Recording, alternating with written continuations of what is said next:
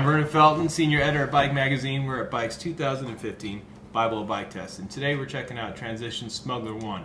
This is a new bike for Transition. In fact, for 2015, there are a ton of new bikes for Transition because they've gone an entirely new suspension design. It's kind of like HorseLink, which is a patent that Specialized owned for years and years and expired, so you're seeing a lot of bikes with it. But as we'll see, just because you have a pivot on a chainstay does not mean it's going to act just like every other bike. So anyways, Smuggler 1, they describe this bike over Transition as a trail bike that likes to be pushed incredibly hard, or a BC XE, kind of like a British Columbia cross-country bike. Think climb big gnarly hills, go down really punishing descents.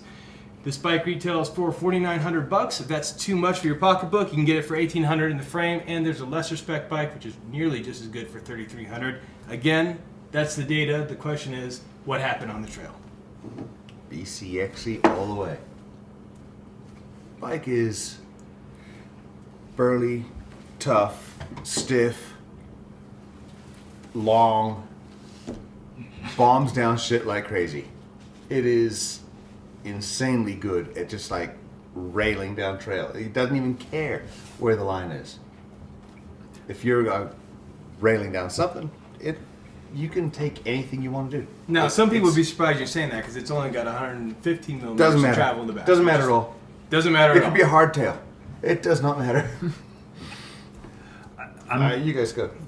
I don't know about it could be a hardtail, but yeah, that little bit of travel felt it.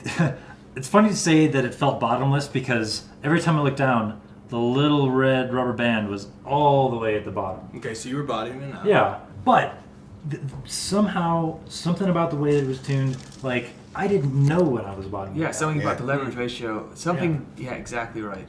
So it hit its mark in that you use every inch of that travel to its max. So it doesn't.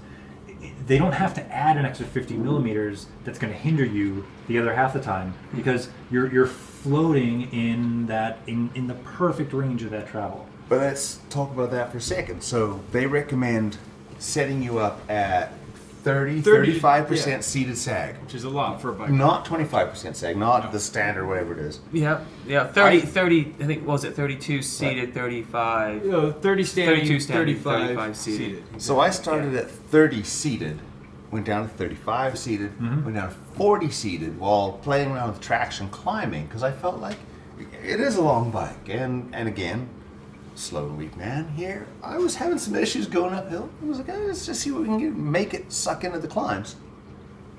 Turn around, coming down. 40% seated climb. I wasn't blowing the O-ring off. Both these guys hit shit harder than I do any day, and I'm fine acknowledging that. But it still was just like eating it alive. That you could look at that a number of ways. Was that really rad because it's not the climbing traction you do, or is it just like it is designed for people who want to hit things really hard? Did you like how it climbed though? Like totally, I was fine with it. I know you didn't like how it climbed though. You did. Oh, I did until I stood up, and when I stood up, as soon as I stood up, it would begin spitting rocks. I didn't think if you made any seated to standing climbing transition, that was awkward. If you sat down and stayed climbing, it was okay. A lot of that is the rider when you're making that transition from seated to standing. It's like your smoothness and your own ability to sort of like modulate that power. And I would love to say I'm good at that, but I was generally shelled by the time I was riding this bike.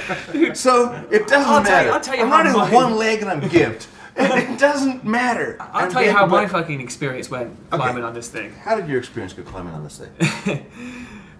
As soon as I started riding it, and any line that was the worst possible line you could take, I was aiming for it. Smack into it. I decided that I would try to see if I could put this bike off, if I could upset it, if I could do something to it and it didn't. Exactly. It rode up everything absolutely beautifully. Like I was like, canary in the coal mine. I'm fine with that. I'm just saying to you. I started to go. I was like, okay, so I took this left line around this stuff before, but you know what? This time I'm going to go right through the middle because I just want to see what's going to happen. And that's how I rode up this bike uphill. This is a bike for Chuck Norris or some variation of like if Chuck Norris and the Honey Badger got together and designed a bike and had a love child that rode that bike. No one's talked about component spec at all.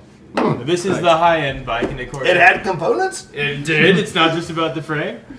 So X1, a little bit of XL1 single ring drivetrain on this bike again. Shimano brakes, XT this time around. Super. Reverb dropper post. Awesome. Wait.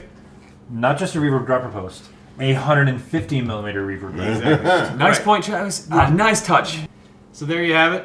New bikes from Transition. New design. Interesting. Bash-worthy. Pretty darn cool.